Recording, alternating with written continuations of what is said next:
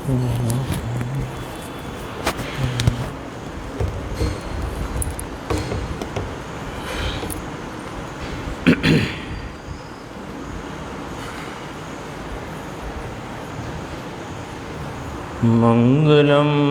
भगवान वीरो मंगलम गौतमो गणी मंगलम कुंद कुंदार्यो जैन धर्मोस्तु मंगलम सर्वमंगल मांगल्यम सर्वकल्याणकारकम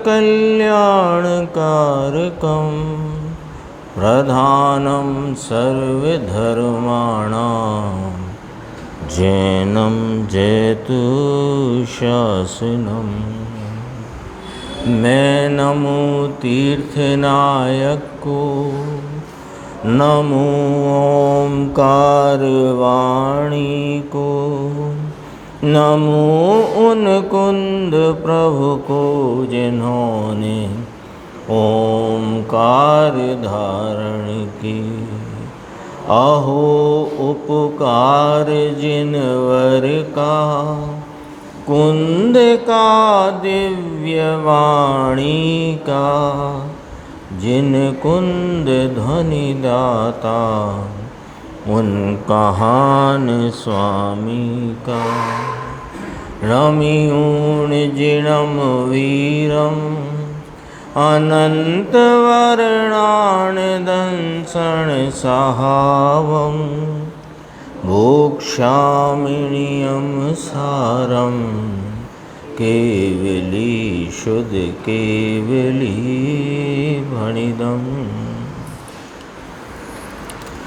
अपने नियमसार जी परमागम ग्रंथ में निश्चय परम आवश्यक अधिकार की स्वाध्याय चल रही है। यद्यपि कि कल सीडी जो गुरुदेव की थी उसमें विषय गंभीर आया था, तो कल अपन नियमसार का जो 158 गाथा प्रारंभ करनी थी वो कर नहीं पाए थे। और आज जो प्रवचन चला वो भी थोड़ा अटपटा तो है, अटपटा है लेकिन बहुत सरल है। यानी विषय सूक्ष्म नहीं है पर सीधा पकड़ में आए तो एकदम सच्ची और सीधी बात है। उसमें पहले तो व्यवहार शास्त्रों में जो 2 गाथाएं कही गई उनकी चर्चा अपन समझ लेते हैं, और फिर 2 गाथाएं यहाँ समय सार जी परमागम में जो कि मोक्ष अधिकार की अंतिम गाथाएं हैं, अथवा अपन इसको इस प्रकार भी कह सकते हैं कि ये समय सार की अंतिम गाथाएं हैं। किस हिसाब से कि अब आएगा सर्व विशुद्ध ज्ञान अधिकार। वो वास्तव में सारे समय सार का उपसंहार रूप से वह अधिकार है। तो जो 9 पदार्थों रूप चर्चा जो एक रंगमंच पर स्वांग आता है और स्वांग निकल जाता है, वो वाली चर्चा के आधार से देखें तो यह मोक्ष वाला स्वांग यहाँ पूर्ण हो जाता है। ये वाली बात यहाँ तक है। तो व्यवहार शास्त्रों में ये कहा गया कि प्रतिक्रमण प्रतिसरण धारणा इत्यादि 8 बोल कहे। तो ये जो प्रतिक्रमण प्रतिसरण इत्यादि जो बोल हैं, यानी व्यवहार प्रतिक्रमण या द्रव्य प्रतिक्रमण आदि उसमें शब्द लिया था, तो प्रतिक्रमण प्रतिसरण धारणा इत्यादि इनको व्यवहार शास्त्रों में अमृत कुंभ कहा। और अप्रतिक्रमण अप्रतिसरण आदि दोषों को या इन भावों को विष कुंभ जहर का घड़ा कहा व्यवहार शास्त्रों में। अब अपन लॉजिक लगाते हैं कि ये चर्चा व्यवहार शास्त्र में आई है, तो इसका अर्थ हुआ कि प्रतिक्रमण प्रतिसरण आदि जो भाव हैं वे व्यवहार से अमृत कुंभ हैं, और अप्रतिक्रमण अप्रतिसरण आदि जो भाव हैं ये व्यवहार से विषकुंभ हैं। यही बात आई ना। अब लॉजिक लगाते हैं, व्यवहार किसको और कब लागू है? कि जिसने अपने चैतन्य स्वरूप को आलम्बन करके, जिसने अपने चैतन्य भगवान की आस्वादन सहित प्रतीति की है, जिसको यहाँ गुरुदेव श्री ने और टीका में भी आचार्य अमृतचंद्र भगवान ने तीसरी भूमिका नाम दिया, तीसरी भूमिका को देखने वाले। तो व्यवहार किसको लागू पड़ेगा यशवंत भाई? जिसको निश्चय प्रगटा है उसको। जिसको निश्चय प्रगटा नहीं उसके व्यवहार को व्यवहार शास्त्र भी नहीं कहता। समझना पॉइंट ये, हमारी भूल यही इसी बिंदु पर आकर के तो हो रही है।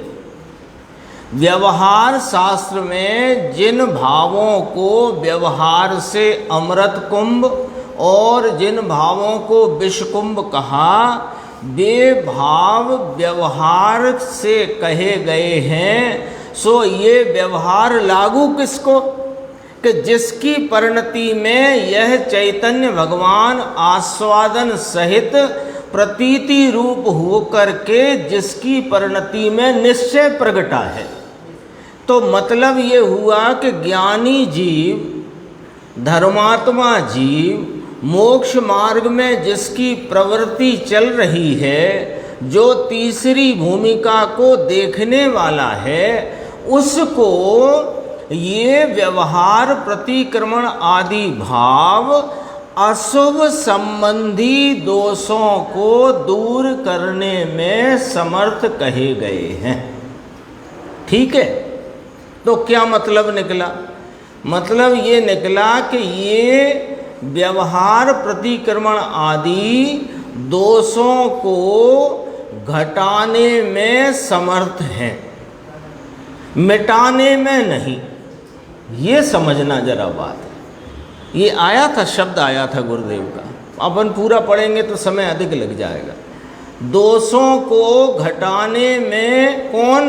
राकेश भाई, व्यवहार प्रतिक्रमण प्रतिसरण आदि भाव व्यवहार से जो अमृत कुंभ कहे गए हैं, वे भाव दोषों, पहले तो ये नक्की कर लो, यहाँ लिख लो कि जिसको निश्चय प्रगटा है उसको ही यह व्यवहार प्रतिक्रमण अमृत कुंभ व्यवहार से कहने में आया है, और अप्रतिक्रमण आदि तो विषकुंभ कहा गया है। ठीक है, ये बात रख लो। अज्ञानी की तो इसमें टीकाकार आचार्य कहते हैं, अज्ञानी के संदर्भ में तो हम विचार ही नहीं करते। उसके काय का प्रतिक्रमण और काय का अप्रतिक्रमण, वो तो निरंतर दोष रूप भाव में पड़ा हुआ है, उसकी तो हम बात ही नहीं करते। उसने इस निर्दोष स्वभाव को तो देखा ही नहीं है, जाना ही नहीं है। जिसने इस निर्दोष भाव को देखा जाना नहीं, उसकी तो हम बात ही नहीं करते। बात कर रहे हैं मोक्ष मार्ग में प्रवर्त अपने स्वरूप के भान वाले, आस्वादन सहित जिनको अपने चैतन्य परमात्मा की प्रतीति है, ऐसे ज्ञानी जीवों को कमजोरी में जो प्रतिक्रमण आदि का भाव आता है, वह अशुभ को घटाने में समर्थ है। इतनी बात कही थी। ठीक है ना? पहले व्यवहार का विषय समझ लेंगे तो निश्चय का फटाफट समझ में आएगा, क्योंकि अपना लोचा कहाँ पड़ता है। यही गड़बड़, ये व्यवहार के भाव अपन ये नहीं समझ पाते कि ये व्यवहार से हैं। देखो, ये कहा गुरुदेव श्री ने अपने व्याख्यान में कि ये व्यवहार प्रतिक्रमण आदि ये दोषों को घटाने में समर्थ है, मिटाने में नहीं। अब सीधे अपन बात पे आते हैं। ऐसा क्यों कहा कि घटाने में समर्थ है, मिटाने में नहीं? सुनो, क्योंकि दोष तो दोनों ही हैं, शुभ और अशुभ दोनों दोष रूप भाव है, पुण्य पाप दोनों दोष रूप भाव है, दोनों कषाय भाव हैं। अब होता क्या है कि प्रतिक्रमण रूप व्यवहार प्रतिक्रमण रूप जो भाव हैं वे शुभ भाव रूप हैं। तो जब शुभ भाव रूप है तो वहाँ अशुभ भाव नहीं है। तो तो अशुभ घट गया, यानी दोष की तीव्रता तो घट गई लेकिन दोष न मिटा। इसका अर्थ है घटाने में समर्थ है, मिटाने में नहीं। हो गई ना बात स्पष्ट।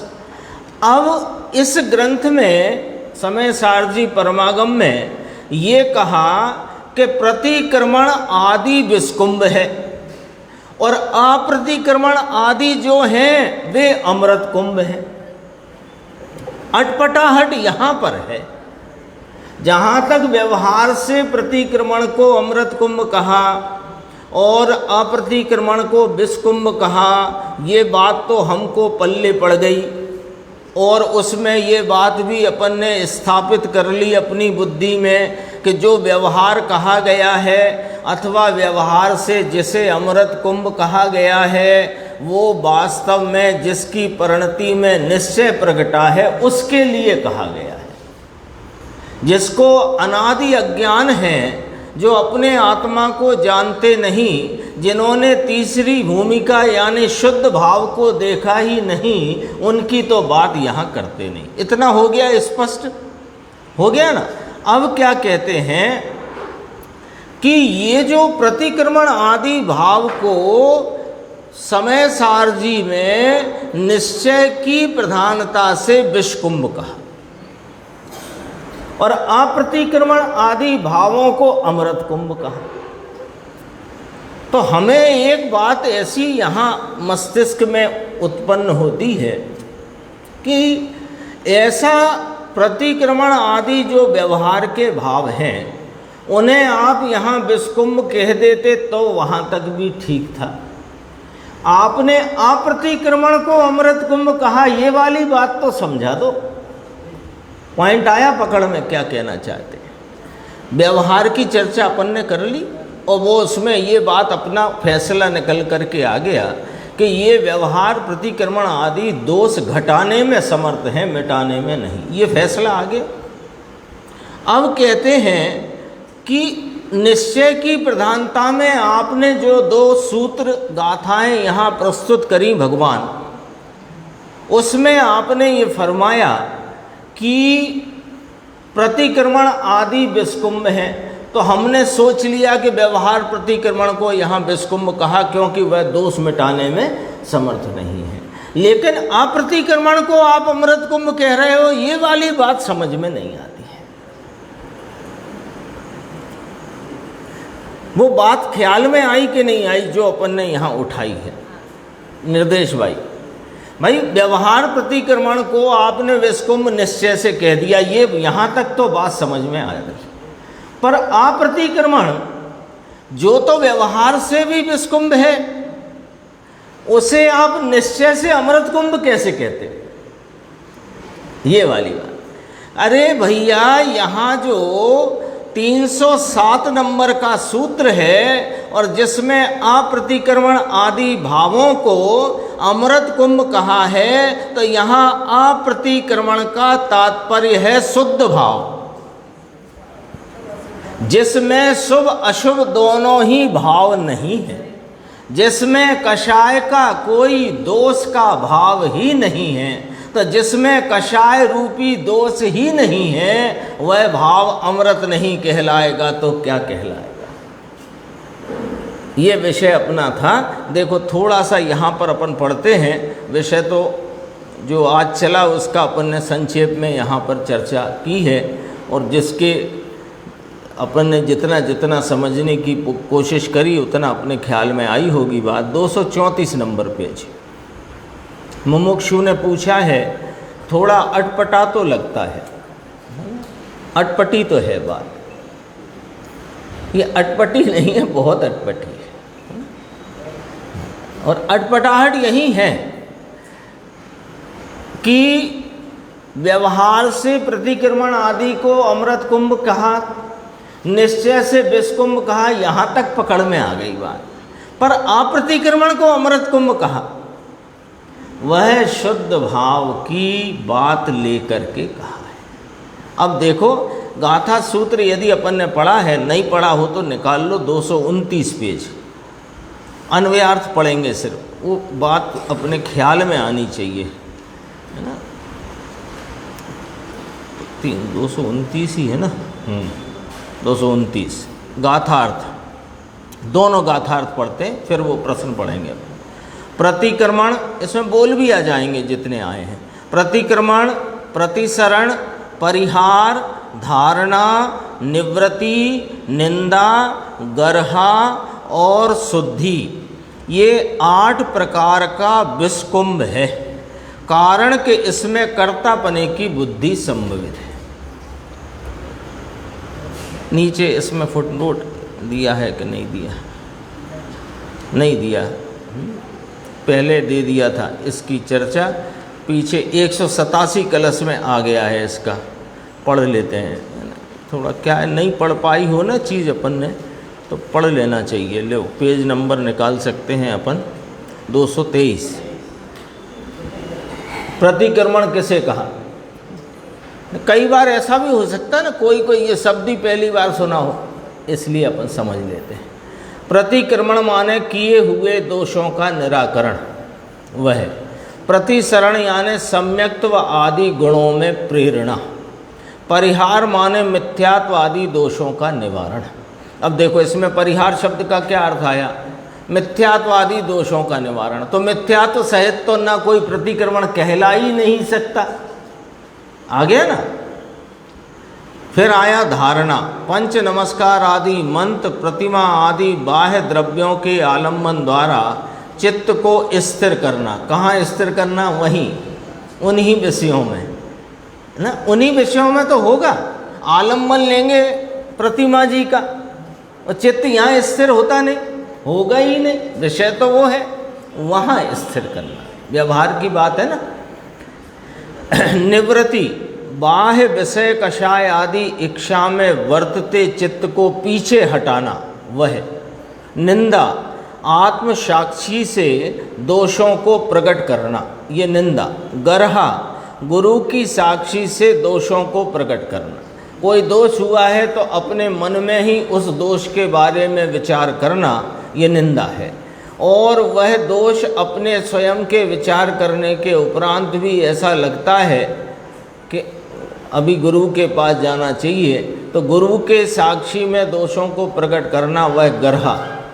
और शुद्धि माने दोष होने पर प्रायश्चित लेकर के विशुद्धि करना। ये 8 बोल आए थे। फिर अपन आ जाओ 229 पे, गाथार्थ पढ़ रहे हैं अपन।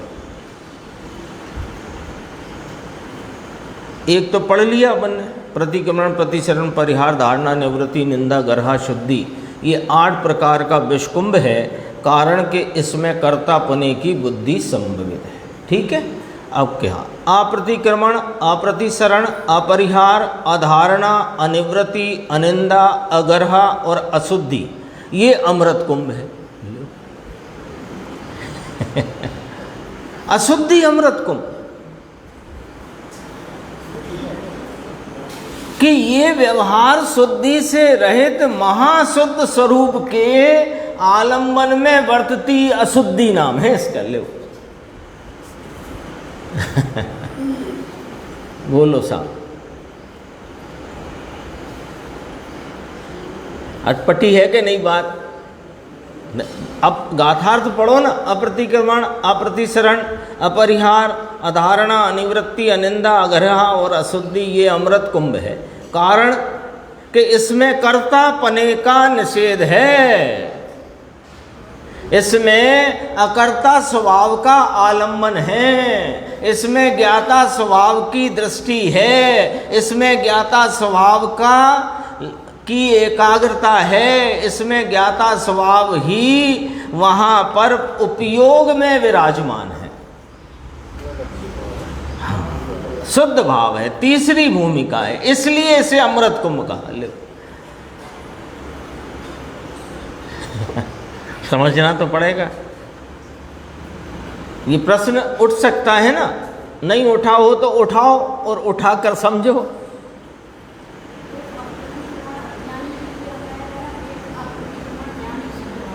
वहाँ पर वो भी ज्ञानी के लिए है, वो भी ज्ञानी के लिए कहा। व्यवहार अप्रतिक्रमण यानी जो निश्चय स्वरूप भूमिका में तो प्रवेश कर गया है, तथापि पाप आदि कार्यों में वर्तता है उतना वह विषकुंभ है, और प्रतिक्रमण आदि शुभ कार्यों में वर्तता है वह दोषों को घटाने वाला है, मिटाने वाला नहीं।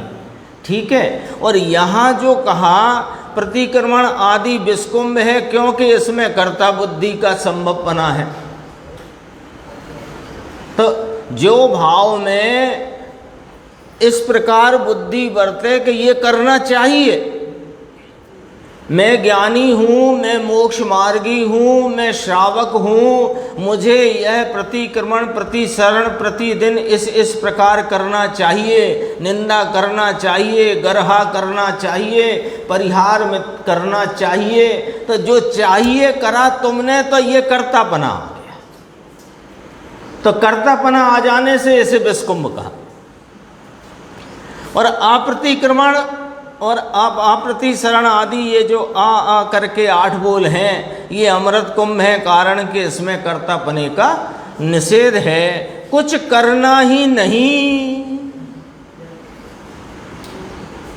ना भगवान का आलम्बन लेना है, ना शास्त्र का लेना है, ना गुरु का लेना है, ना पंच परमेष्ठी का लेना है, ना मंत्र का लेना है, ना जाप का लेना है, ना जप का लेना है, ना भोजन का लेना है, ना भोजन के त्याग का लेना है।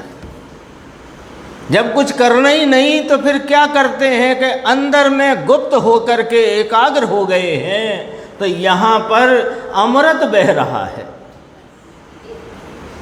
इसलिए इसका नाम अमृत कुंभ है। चर्चा तो हो गई, फिर भी 234 पे एक पैराग्राफ अपन देखते हैं।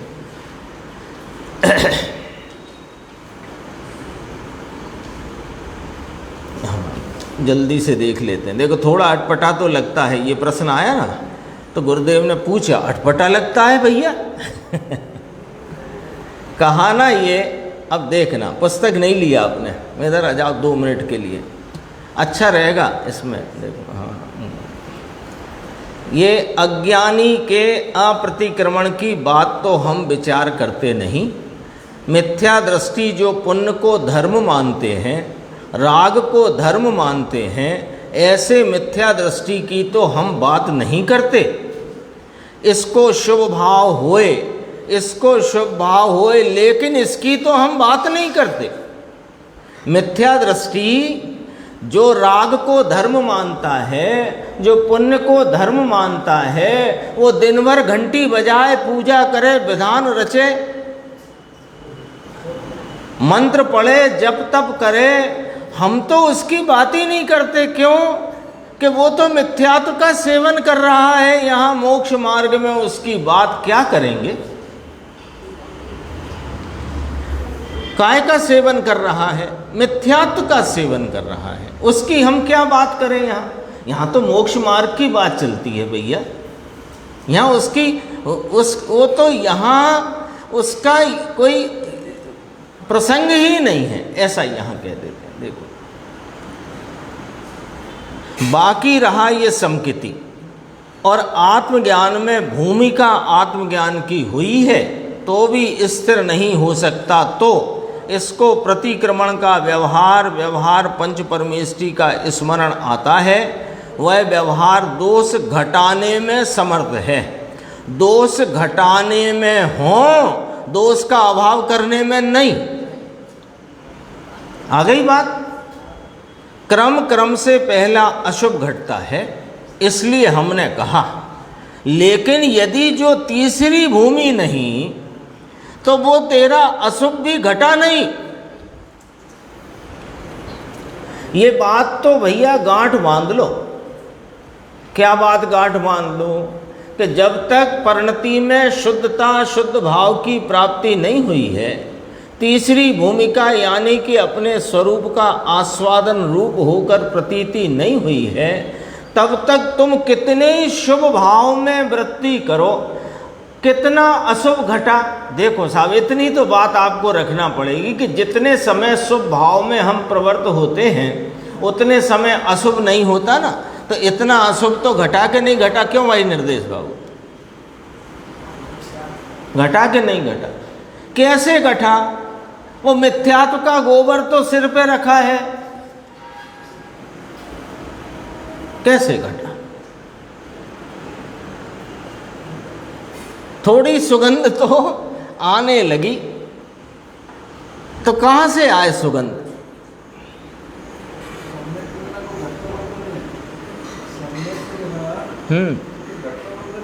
सम्यक्त बना कुछ नहीं होता, कषायों की तीव्रता मंदता होती है, उनके निमित्त से कर्मों के बंध होते हैं, कर्मों का उन जिस प्रकार बंध हुआ है उस प्रकार उदय होता है, उदय के निमित्त से संयोग मिलते हैं, संयोग में संसार चलता है। बस हमको आत्मा का निर्णय करके आत्मा का आलम्बन लेना चाहिए। हाँ, मिथ्यात्व की भूमिका में ही आत्मा का निर्णय होगा, और मिथ्यात्व वाले कोई तो सम्यक्त होएगा। जैसे सम्यक्त है उसे तो है ही सम्यक्त, जो अज्ञानी है वही तो ज्ञानी होगा। हमें क्या करना है कि हमें तो तत्व ज्ञान पूर्वक इस आत्म स्वरूप का यथार्थ निर्णय करना है, और उस निर्णय के अनुसरण में अपने स्वरूप का आस्वादन पूर्वक प्रतीति करना है, और बस उसी में लीन रहना है। तो क्या हो जाएगा कि वो हो जाएगा जो अब तक हुआ नहीं है, और हो जाएगा तो फिर शादी अनंत काल तक वही रहेगा। देखो क्रम ये हो गया। तीसरी भूमि आत्मदर्शन और आत्मज्ञान नहीं, इसको तो ये व्यवहार दोष घटाने में समर्थ नहीं है, किंतु अकेला जहर है, जहर है, जहर। ले अब अटपटा कहाँ रहा है इसमें? गुरुदेव पूछते, पहले तो कहा था अटपटा क्या है इसमें, फिर कहा अब बताओ ये सब बात सामने आ गई, अब अटपटा क्या रह गया इसमें? अटपटा नहीं है। फिर कहा समझ में आया कि नहीं? एक और जरा देख लेना। वो भाई साहब ने पूछा, टीटू जी ने, तो अपन बात करते हैं। 235 मुमुक्षु का प्रश्न है, ज्ञानी के व्यवहार से तो अज्ञान और दोष घटते हैं ना, ऐसा प्रश्न किया है।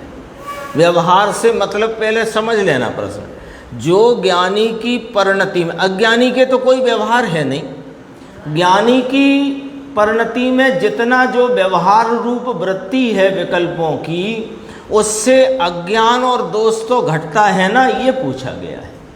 ये पूछा है देखो कि कहा ना कि ज्ञानी का व्यवहार, ज्ञानी का प्रतिक्रमण, प्रतिसरण, धारणा, निंदा, गर्हा आदि ये दोष घटाने में समर्थ है, निश्चय से तो ये जहर है।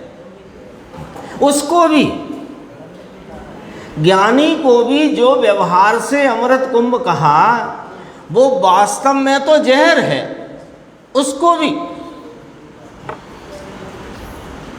निश्चय से तो जहर है, किंतु इस प्रकार अशुभ घटता है इस अपेक्षा से, और दृष्टि की अपेक्षा रखकर, दृष्टि की अपेक्षा रखकर माने उसको दृष्टि अपने स्वरूप की हो गई है, ये अपेक्षा रखकर इसको जरा व्यवहार शास्त्र में अमृत कह दिया है। ये यहाँ अमृत है ऐसा व्यवहार शास्त्र में आरोप दिया है, किंतु बाकी शेष तो ये भी है तो जहर ही। और सुनो, ज्ञानी का यह शुभ भाव जहर है। तो अब वो गाथा समझ में आ गई, 306 नंबर की गाथा कि प्रतिक्रमण आदि को विष कुंभ कहा और अप्रतिक्रमण को अमृत कुंभ कहा, वह भी बात समझ में आ गई। अप्रतिक्रमण जहाँ कुछ करना है ही नहीं, एकमात्र स्वरूप का आलम्बन ही जहाँ पर है, तो वह तो अमृत ही वहाँ पर बह रहा है, उसका नाम अमृत कुंभ है। बहुत गंभीर हैं गाथाएं, ऐसे अपन पढ़ो तो एकदम अटपटी सी लगती हैं। हालांकि गुरुदेव ने बहुत एक एक पॉइंट को यहाँ स्पष्ट किया है। कल और भी चलेगा विषय। अपन कारण कार्य नियम की जो 158 नंबर गाथा है उसकी स्वाध्याय प्रारंभ करते हैं।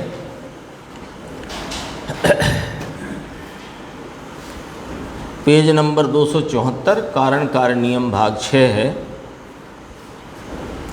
सब्बे पुराण पुरीसा एवं आवासयं चकाऊण अपमत पहुदिठाणं परिवज्या केवली जादा सर्वे पुराण जनों अहो ये रीत आवश्यक करी अप्रमत्त आदि स्थान ने पामी थया प्रभु केवली।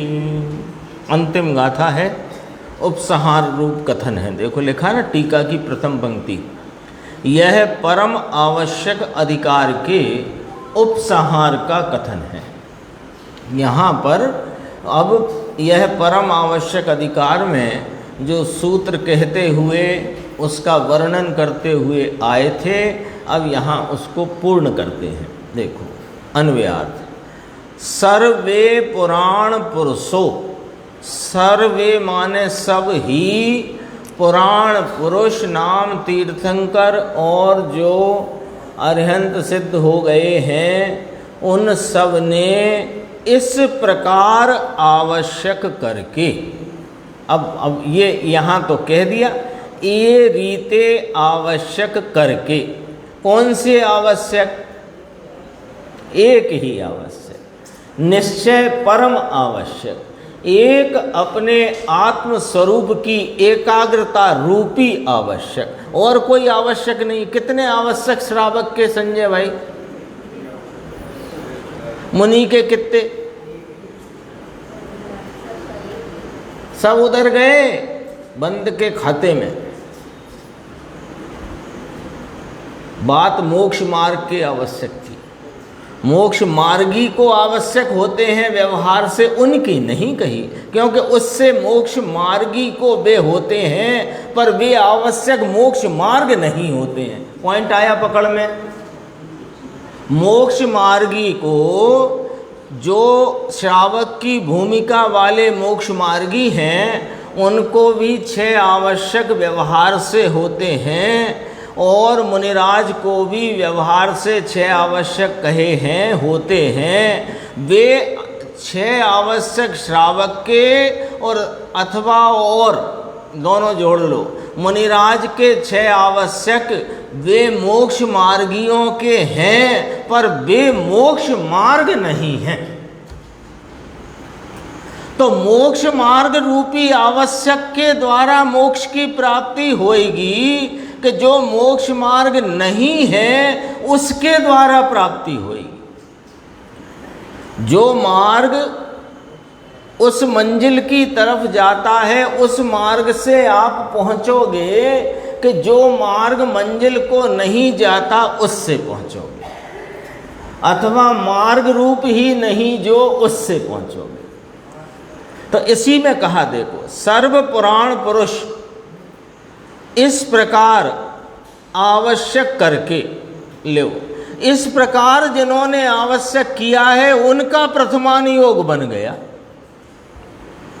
पुराण पुरुष लिखा ना, तो इस प्रकार आवश्यक करके माने एक अपने चैतन्य स्वरूप में एकाग्रता और एकाग्रता की उग्रता, इसके द्वारा फिर देखो स्पष्ट करते हैं, अप्रमत्त आदि स्थान को प्राप्त करके केवली हुए। कुछ विशेष लगा इस पंक्ति में, अप्रमत्त प्रभृति स्थानम प्रतिपद्ध चा केवलिन जाता। क्या लगा?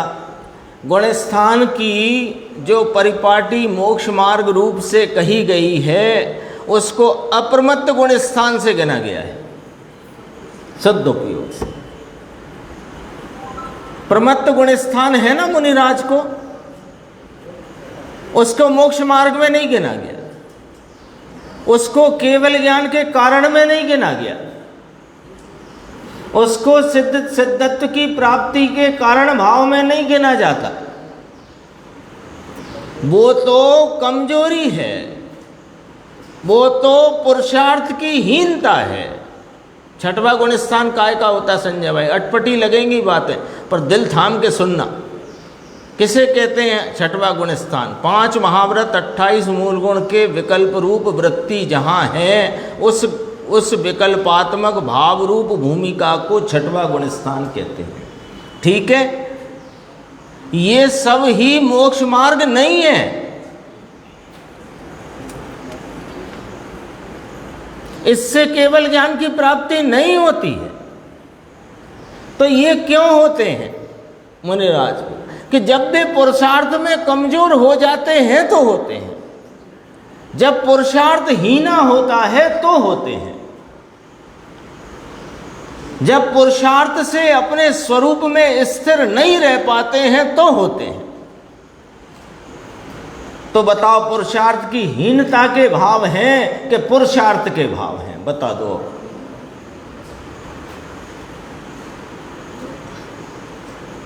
और सुनो दूसरी भाषा में, मुनिराज के 3 कषाय की अभाव रूप प्रचुर स्वय संवेदन वाली मोटी वीतरागता वर्तती है। 3 कषाय के अभाव वाली, अभी 1 कषाय का सद्भाव है। ये 1 कषाय का कर्तव्य है, ये छठवां गुण स्थान।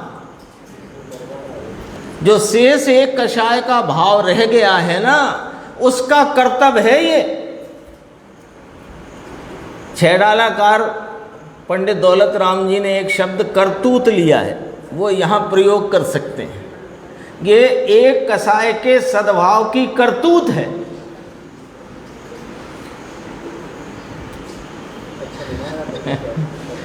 उसमें लिया है, पंडित जी लिया है, दौलत राम जी ने करतूती शब्द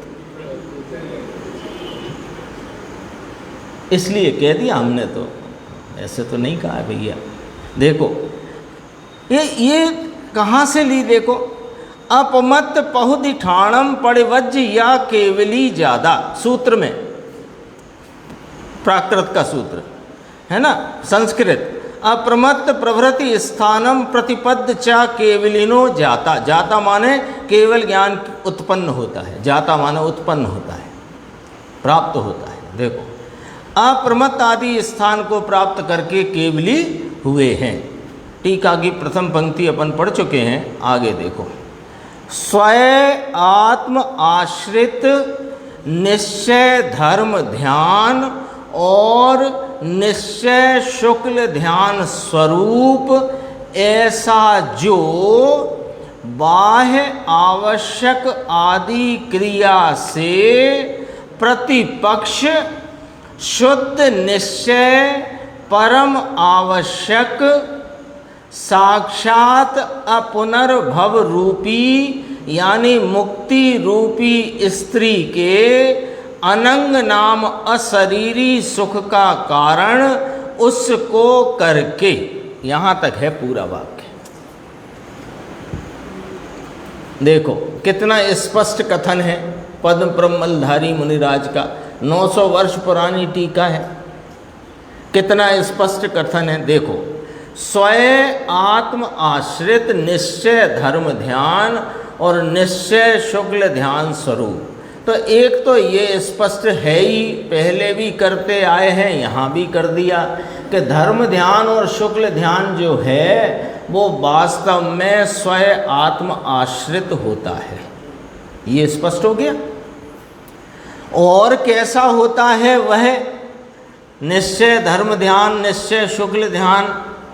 निश्चय धर्म ध्यान अभी अपन ने बात की थी, स्वरूप की एकाग्रता और एकाग्रता की उग्रता। स्वरूप की एकाग्रता को धर्म ध्यान कहने में आया और एकाग्रता की उग्रता को शुक्ल ध्यान कहने में आया। ठीक है, तो ये कैसा है? बाह्य आवश्यक आदि क्रिया से प्रतिपक्ष है। प्रतिपक्ष तो समझ ही गए, विरोधी है। जो बाह्य आवश्यक क्रिया हैं, 24 अंतो वंदन आदि मुनिराज को और श्रावक को, जो स्वाध्याय पूजा देव गुरु, क्या गुरु उपासना देव पूजा आदि जो कहे ना, इन सब से इन सब का विरोधी है वो भाव। कौन सा? धर्म ध्यान और शुक्ल ध्यान इनका विरोधी है, प्रतिपक्षी है। फिर और देखो कैसा है कि ये ही शुद्ध निश्चय परम आवश्यक रूप है। ये ही आप पूछते थे ना टीटू भाई साहब, क्या आवश्यक है? एक ही आवश्यक कि जब तक अज्ञान अवस्था है तब कि अज्ञान मिटना आवश्यक है, और जब अज्ञान मिटकर ज्ञान भाव हो गया तो ज्ञान भाव में रहना आवश्यक है। एक ही आवश्यक है।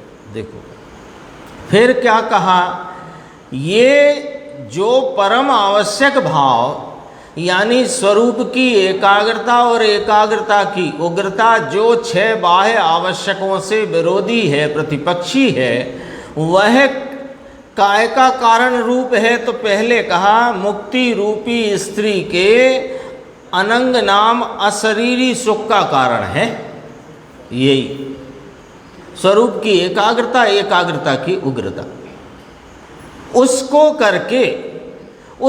करके और कुछ करके नहीं, उसको करके बाह्य आवश्यक भावों से प्रतिपक्ष जो स्वरूप की एकाग्रता, एकाग्रता की उग्रता, उसको करके सर्व पुराण पुरुष कि जिसमें से तीर्थंकर, परम देव आदि।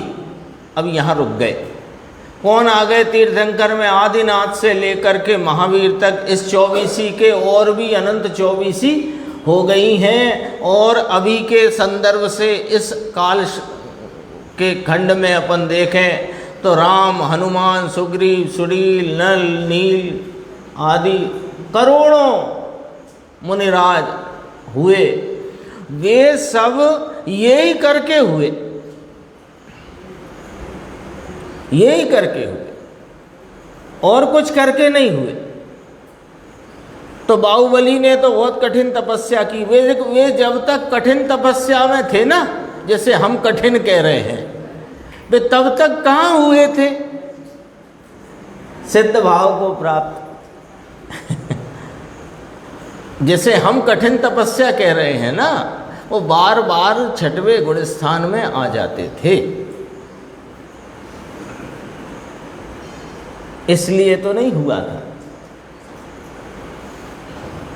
वो तो जब एकाग्रता और एकाग्रता की उग्रता में परिणत हो गए तो केवल ज्ञान प्राप्त किया। बेलें होगी आई थी इसलिए नहीं।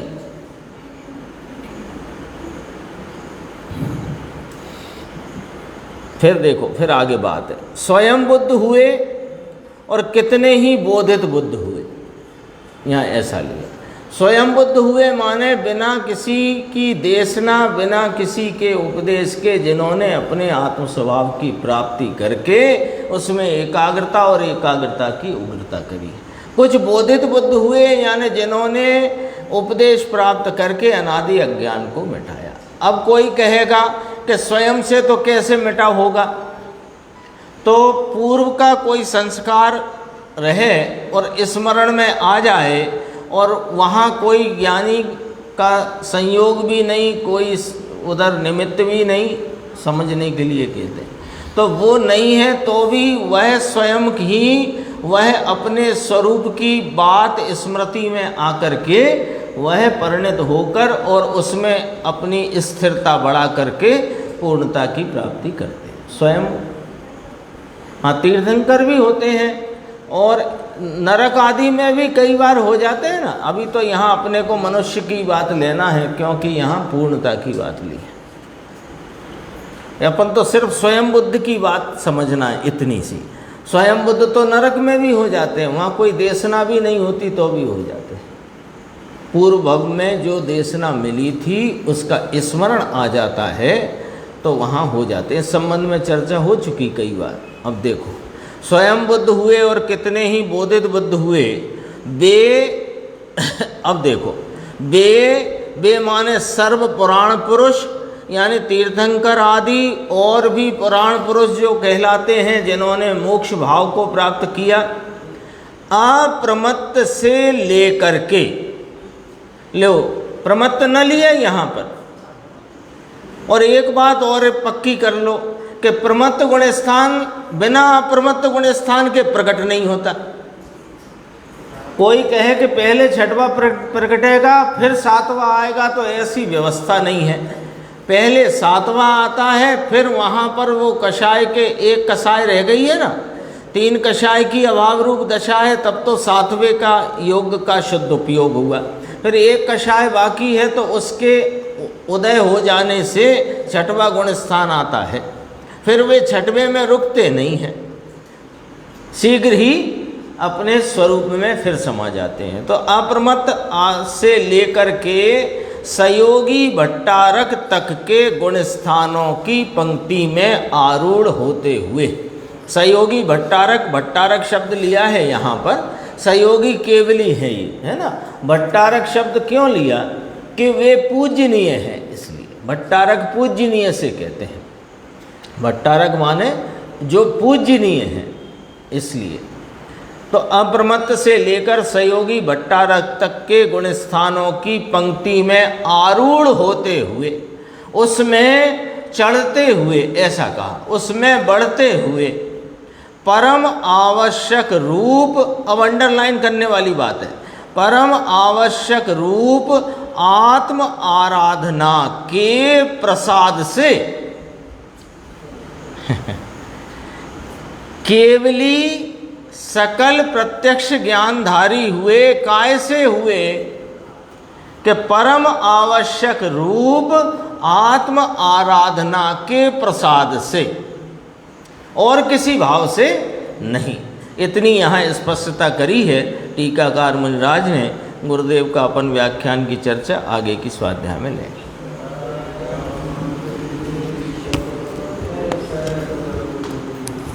और भी